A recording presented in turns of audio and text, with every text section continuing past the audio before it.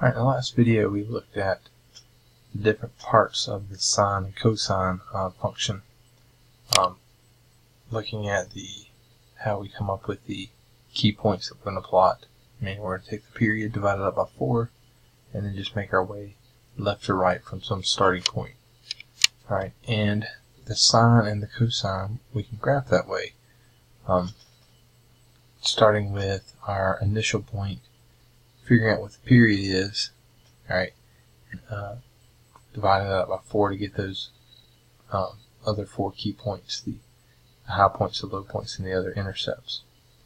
Alright, so what we're going to start off with these are called sinusoids, so these are just sine or cosine, alright, and in the parentheses we've got something being added or subtracted, possibly from the x, something being multiplied by the x, and then possibly a number out front. So what all these things, each one of these things has its own role in the graph of the sine and cosine function. Alright, so this is Desmos, so we're going to look at what happens if we have a sine bx minus c. Now notice I'm going to make c right now. I'm going to make it 0 to start off.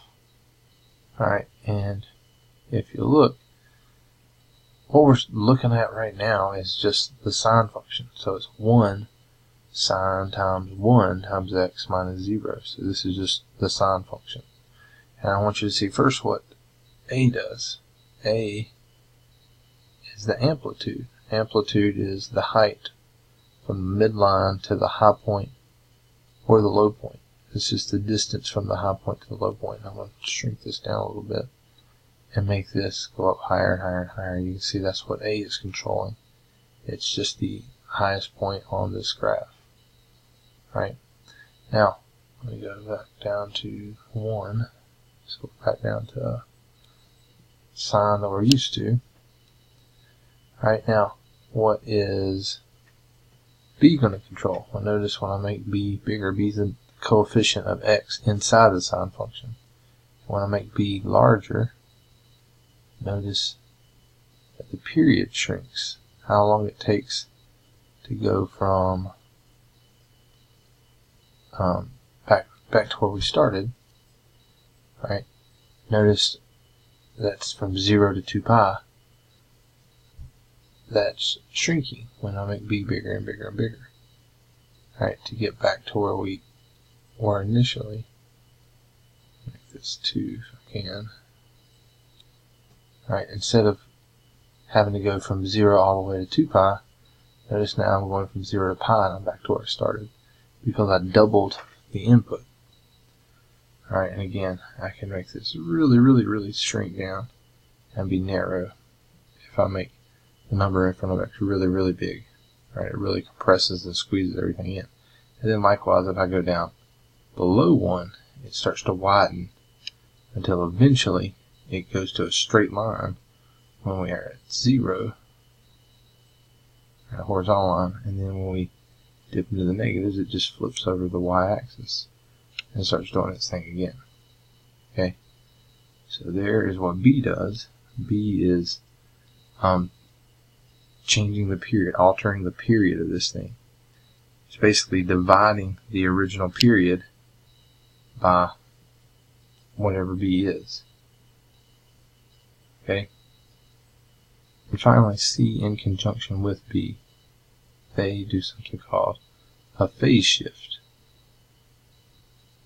And we are moving the function to the left and right based on what C is. Notice if C gets bigger, as I make C larger, alright, it's moving to the right, but it's a negative C.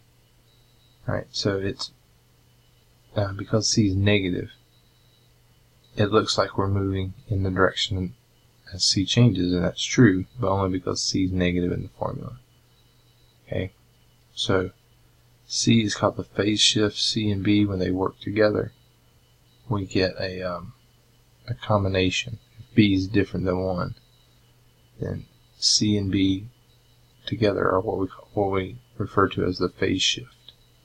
And that's just moving the starting point off the midline. So instead of it being at the origin like we're used to when c is 0, so our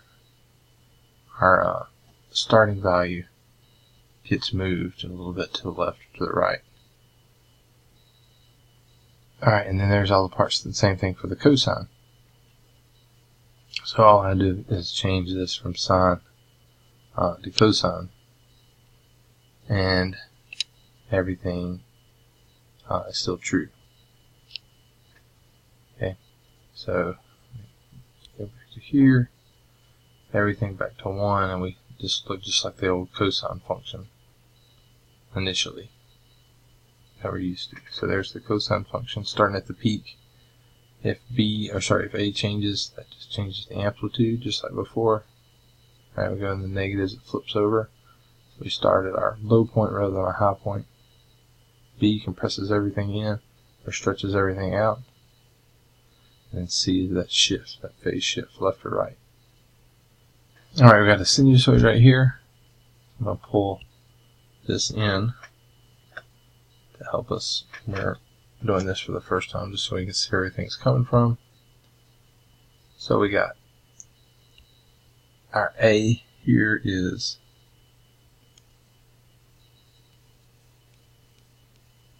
the number in front of sine, so that's 4. Right, B is the number in front of X, so that's 2. And then C is the number that's being subtracted from B times X. So C is the 2 pi over 3. Alright, determine the amplitude. So the amplitude is the absolute value of A. So the amplitude is 4 in this problem. Alright, the period is 2 pi divided by B. So 2 pi divided by B is 2. 2 pi divided by 2, 2's cancel. So our period is pi. Alright, and then a phase shift. Is there a phase shift here? Yes, because we're subtracting. So it's going to be C over B. So 2 pi over 3, right, and then divided by B. So divided by 2, that's the same thing as multiplying by half, so the 2's will cancel. So our phase shift is pi over 3. Okay, now the C over B is, in this case, positive, so pi over 3, so this is to the right. Alright, and then they want us to graph one period of the function. I remember the 4 points we want occur at a quarter of the period. So we're going to take that period at pi divided by 4. So we're going to go pi over 4 beyond every initial point that we start. So the phase shift is to the right, pi over 3. All right, and remember this was a sine function. So we initially start at 0 for sine. That's our initial point. Okay, but because we're moving over pi over 3, notice this is pi right here in the middle. So 1, 2, 3, 4, 5, 6. There are, let me count again so you can see 1, 2, 3, 4, 5, 6. So each one of these is pi over 6. Okay, so 1 pi over 6, 2 pi over 6 is pi over 3. So this point right here will come over to pi over 3. Alright, that initial point. Okay, now the period is pi, so we're going to move over pi over 4. So remember, pi over 4, like pi over 4 units beyond where we start, we go from an intercept up to the maximum point. So we're going to start off with, remember we're starting off with pi over 3. Remember to do 1/3. Alright, and add, our shift is to pi over 4. Remember, that's 1/4. We ignore the pi. Alright, and then math back into fraction. So that's 7 pi over 12. 7 pi over 12 is our second point. That's where our maximum is going to occur. Alright, so 7 pi over 12 is 6 pi over 12. Alright, 6 pi over 12, and then pi over 6 would be 2 pi over 12. That's 8 pi over 12. 6 pi over 12, 8 pi over 12, right in the middle would be 7 pi over 12. So there's 7 pi over 12. That's going to be, that's 1/4 of the period beyond.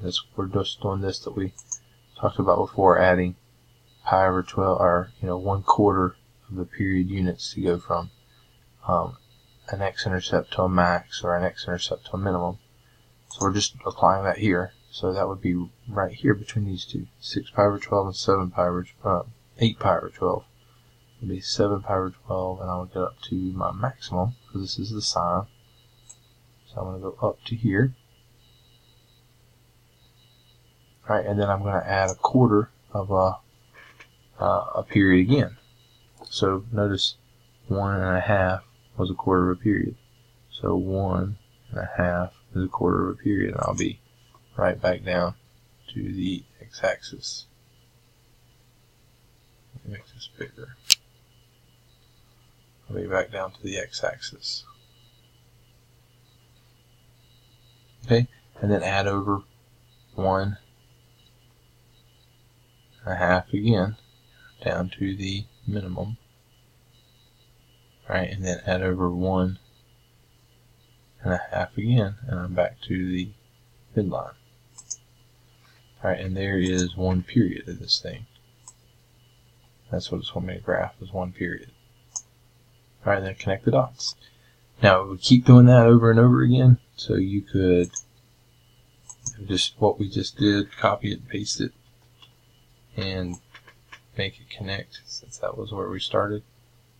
And it would do it again, and it would do it again, and again, and again. And we just keep seeing that same pattern over and over again in both directions. And that would be this curve. Right now, I would always, every time you ever do this, I would always graph it on your calculator. And do make sure, because this is radian, do make sure you're in radian mode when you do this, okay? And then zoom trig. I'm going to put zoom 7 in there, zoom trig. Alright, now, first thing you want to do here is make sure you see the phase shift. Okay, so that was pi over 3 is what our new x-intercept should be. So I'm going to hit, trace, and then second pi over 3, so I should get 0 there. Alright, and then remember this was 7 pi over 12, so I can verify that max point, 7 pi over 12, got me 4, that was the amplitude. Alright, so there's 4.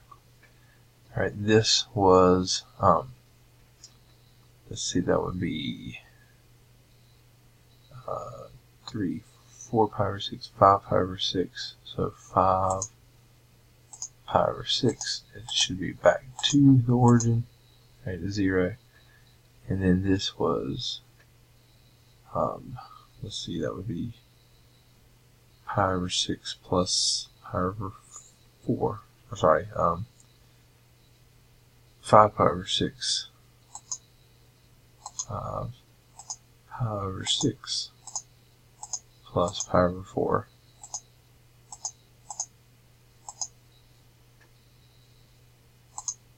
Alright, and there's the -4, there's the low point. So that would be 13 pi over 12 is this number that's giving me the -4. And then back here to, that would be 6 pi over 6, 7 pi over 6, 8 pi over 6 would be 4 pi over 3. And that's our last. Notice that scientific notation is virtually 0. And it is 0. It's just that your calculator sometimes will give you that scientific notation. So anyway, you can always check these points. Verify those key points that you came up with are part of the graph just by throwing it in your calculator, making sure you're in zoom trig. Zoom trig is -2 pi, positive 2 pi, and then your scale is pi over 2, and then min and max -4 to +4 typically. You can adjust that, but that's a good starting point, is to get yourself in zoom trig to get started. Alright, same thing, but this time with a cosine function. Alright, so a, the number in front of cosine, is a half. Alright, bx, so b is 4. And then the minus c this time is negative pi, because it says minus c here, and it's a minus is a plus, so it's negative pi is our value for c. So a and b are 1/2 and 4. We can see those straight up, but because it's minus c, c is a negative pi. Alright, so what is our amplitude? So the amplitude is an absolute value of a half, so the amplitude is a half. Alright, the period is 1 or 2 pi over b, so 2 pi over 4, which reduces to pi over 2 is our period. So this gets really squeezed in. And then our phase shift is going to be c over b. C is negative pi, and then b was 4. Alright, so because b is negative, we're going to shift this thing to the left, pi over 4 units. Alright, let's graph this thing.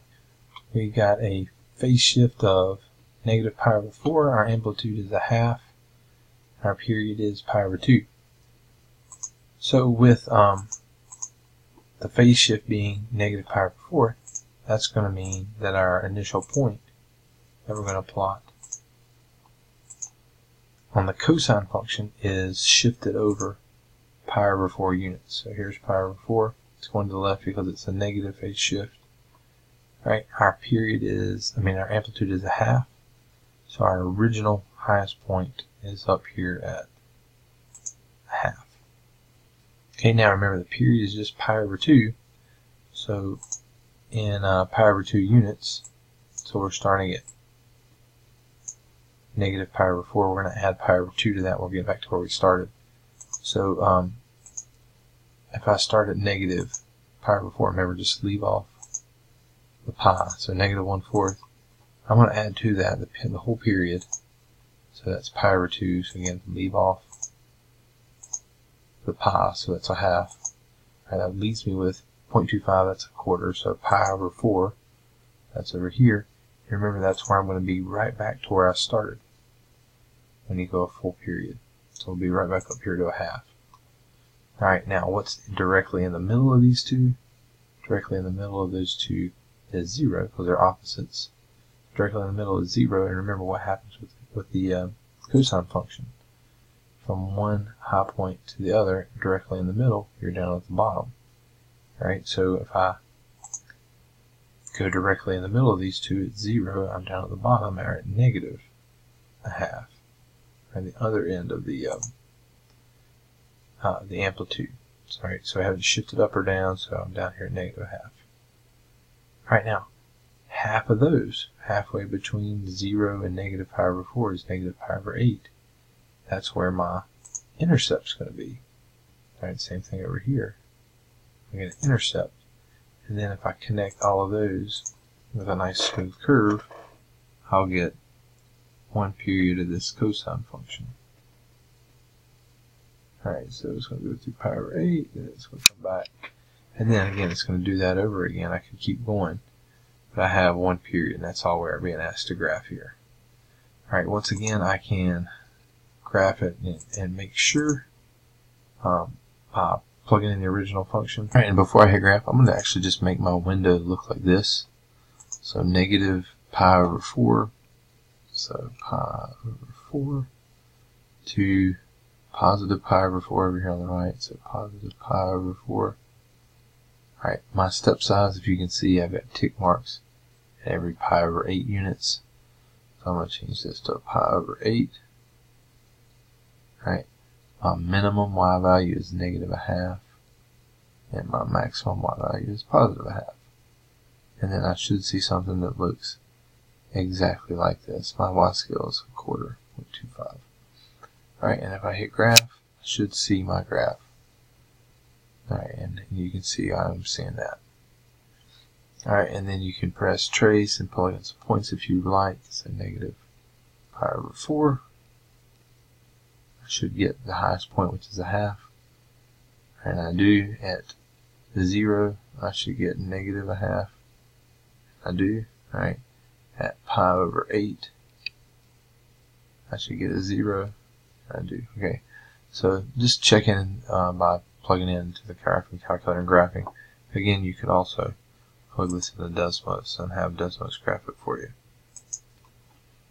Alright, the vertical shifts.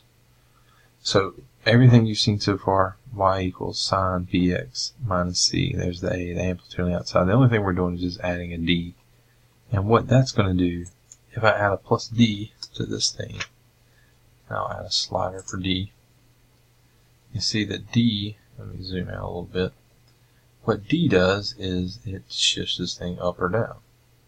Okay, so c was the one that shifted to the left and right, but d is a vertical shift. Okay, now, the midline that we're used to is the x-axis. The midline cuts the amplitude, right? They're the highest point for the lowest point, so it's the middle. It's, you know, when we're typically dealing with a sine function, it's the intercept, that x-intercepts, or where the intercepts will always fall in the midline. But if you do a vertical shift, the midline shifts to become whatever d's value is. So this is 2.2, so 2.2 is right around there. I'm going right through the midline. Okay, so the 2.5 is now my midline. Alright, so d will become the new midline, and that's where everything is starting from a sine, like moving up and down. And those are the intercepts. What were the old x-intercepts are now these y equals d shifts. Right? That's our midline now. So that's the only difference between what we were doing before with these things and what we're doing now is just shifting everything up or down based on whatever the value of d is. Alright, so let's keep that in mind, and we're going to graph one period of this function. Now, this is where you got to be careful. If this were there are parentheses around here, then that 1 would represent a shift, a horizontal shift. But because there are no parentheses, this 1 is a vertical shift. We're moving down 1 from that 1/2 cosine function. Alright, so let's go through and come up with all our different values. So a, the amplitude, is a half, like the last problem. There is no number in front of x, so that means b is 1. C equals 0, so that means there is no phase shift. Okay, because remember it's c over b, and 0 over 1 is 0. And now d is negative 1, so that means we're going down 1. Alright, so I'm going to start off, I'm just going to, instead of making this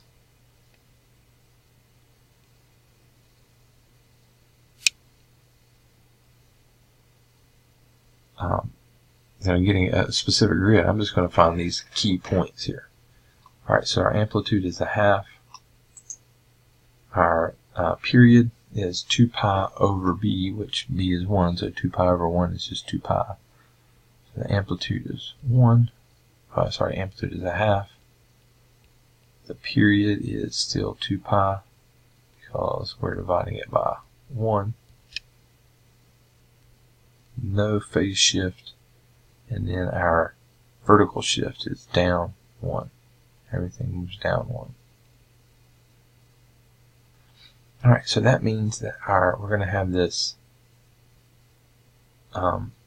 midline shift down from the x-axis down to 1.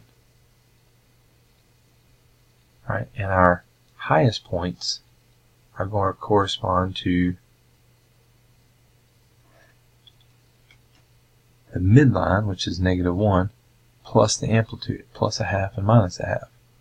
So I'm going to go up. Oops. Let's keep that red. I'm going to go up to a half. Alright, and then I'm going to take that same, and I'm going to make that blue. I'm going to take that same thing and go down a half. So if the top blue line is negative a half, the second blue line is negative 1.5 or negative 3/2. Alright, and that's the amplitude that's going up and down from that midline. Right, there is no phase shift. Okay, there is no phase shift. So we're not shifting anything over. So this would have originally been a high point. Remember, cosine typically starts off at its highest point. So at 0, when the angle is 0, cosine was initially at its high point. So now its high point is down here. This is the highest that it gets. Is negative a half, because we've shifted everything down. Okay. Now the period is still 2 pi, so I'm going to say that 2 pi is over here at the very end. So that means right here in the middle would be pi. If I cut that midpoint in half, then that would be pi over 2 and 3 pi over 2. Okay, and that's the key points that we're used to. So it starts off at the highest point. It comes back to the highest point, remember, at 2 pi, so that's one period. And for cosine, this is cosine again, at the halfway point, we're at the lowest point, and at the pi over 2, 3 pi over 2, the quarter and 3/4 points, we are at intercepts. Alright, well that means now intercepts with the midline. Alright, and now this is what one period of this thing is going to look like. Now we're going to touch down there, cross, and then come back up. Alright, remember the red represents y equals negative 1.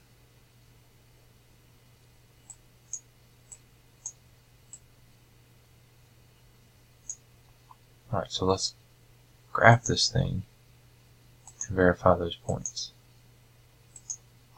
So 0.5 cosine, this time we don't have to do anything other than just x. And then minus 1 after we close the parentheses, so minus 1. Okay, I'm going to start my window at, this is 0. I'm going to start my window at 0, go to 2 pi. Alright, my x scale, I'm moving up in pi over 2's, so pi over 2. My minimum y value, this was negative 3/2, negative 1.5. You put in negative 2 just to make sure everything fits. And my maximum y value, I really don't need to be above, but you can put like something like a half in there just to be, to show everything on there. And then I'm going to move up and down in halves. Okay, so there's what I'm seeing. Make my way down and up. I'm going to hit trace and put in these key points. So 0, I should get negative a half. Okay. At pi over 2, I should be at the midline, so at negative 1. Alright, at pi I should be at the lowest point, which is negative 1.5 or negative 3/2. Alright, at 3 pi over 2, back to the midline. Alright, and then finally 2 pi, back to negative a half. Oh, that's right. That was my rightmost point, so I have to, my window is a little bit, it's 2 pi, I just need to make it go a little bit more to the right, so like maybe 2 pi, plus 0.25, nothing drastic, just enough to be able to plug in that last point. Because your calculator rounds, it's having trouble showing that last point of 2 pi. So now when I hit trace, now I can put in 2 pi. So 2 second pi. Now it can show me negative a half. Okay. So just know that the rightmost edge, whatever you make your x max, needs to be a little tiny bit to the right for these trig values, just because of the fact that your calculator rounds it. And if it truncates, or meaning it rounds down, it won't fit on the window.